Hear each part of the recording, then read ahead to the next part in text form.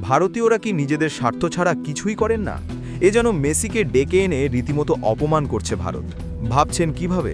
পুরো ভিডিও দেখলে আপনার চোখে স্বচ্ছ পানির মতো পরিষ্কার হয়ে যাবে যে ভারত স্বার্থ ছাড়া কিছুই করে না। 13 ডিসেম্বর মেসি ভারতে আসছেন, গোট ইন্ডিয়া ট্যুর 2025। সেই উপলক্ষে আবেগের ধারা বয়ে চলছে পুরো ভারত জুড়ে। এতক্ষণ পর্যন্ত ঠিকই ছিল, কিন্তু ভারতীয় এক ফ্যান ক্লাব যা করে বসলেন তা রীতিমতো হাস্যকর ও অপমানজনক। তারা তৈরি করেছে চারপাশে ট্রফি ছড়ানো আর মাঝে একটি বসে থাকা মূর্তি। এটা নাকি মেসির রেপ্লিকা। ভালো করে দেখুন তো, চিনতে পারেন কিনা? কোনো অ্যাঙ্গেলেই আপনার মনে হবে না এটা মেসি। হতে পারে শিল্পী ভুল করে কোনো কার্টুন ছবি এঁকেছেন।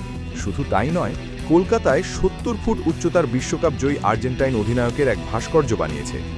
তো উচ্চতার ভাস্কর্য এর আগে আর কোথাও বানায়নি। অর্থাৎ এটাই এখন পর্যন্ত বিশ্বের সেরা উচ্চতা সম্পন্ন মেসির ভাস্কর্য, যেখানে দেখা যায় মূর্তিটির হাতে একটি বিশ্বকাপ ট্রফি।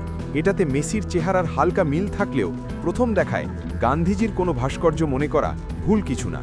একটা ইতিহাস সেরা ফুটবলারের এমন প্রতিবিম্ব সত্যিই অপমানজনক। এমন ভাস্কর্য দেখে হয়তো মেসি নিজেও লজ্জায় মুখ লুকাবেন আড়ালে। এতক্ষণ তো ভারতের রেপ্লিকা দেখলেন, এবার চলুন দেখি বাংলাদেশের এক শিল্পীর বানানো বিশ্বজয়ীর ভাস্কর্য, যেটি বানানো হয়েছে সম্পূর্ণ কাঠ দিয়ে। হাতের নিপুণ কারুকাজ যেন কথা বলে, যেখানে মিশে আছে মেসির প্রতি এই বৃদ্ধার ভালোবাসার এক নীরব অনুভূতি।